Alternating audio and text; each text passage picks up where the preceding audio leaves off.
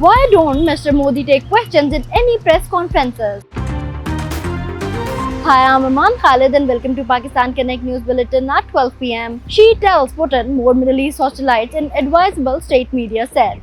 Chinese President Xi Jinping said further hostilities in the Middle East are inadvisable, calling for a comprehensive ceasefire as he spoke with his Russian counterpart Vladimir Putin in Beijing. Iran, South Korea, and serious discussions over attack to ship in Strait of Hormuz. Seoul's foreign ministry says it's continuing to hold close and serious discussions over a recent attack on the South Korean vessel in the Strait of Hormuz. US CTFC probes spike in oil futures trading before Trump postponed Iran strike. The US Commodity Future Trading Commission is scrutinizing a surge in oil futures trading that occurred moments before US President Donald Trump postponed strikes on Tehran in March. Oil prices eased after Trump says US will end Iran war very quickly. Oil prices eased after US President Donald Trump again asserted the war with Iran will end very quickly, though investors remain wary about the outcome of peace talks amid continued disruption of the Middle East supply from the conflict. Iran's Foreign Minister Araqi says the turn to war will feature many more surprises.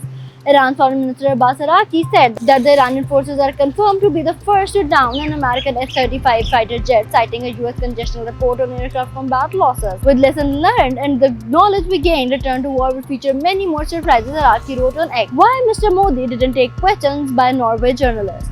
Indian PM Narendra Modi merchant for not taking questions during the interaction with the press did not go down well with the journalists in Norway, who wanted to quiz the visiting dignitary. Mr. Modi is on a 6-day, 5-nation tour and landed in Oslo on Monday to attend the 3rd India Nordic Summit. Stay connected to Pakistan Connect for more updates.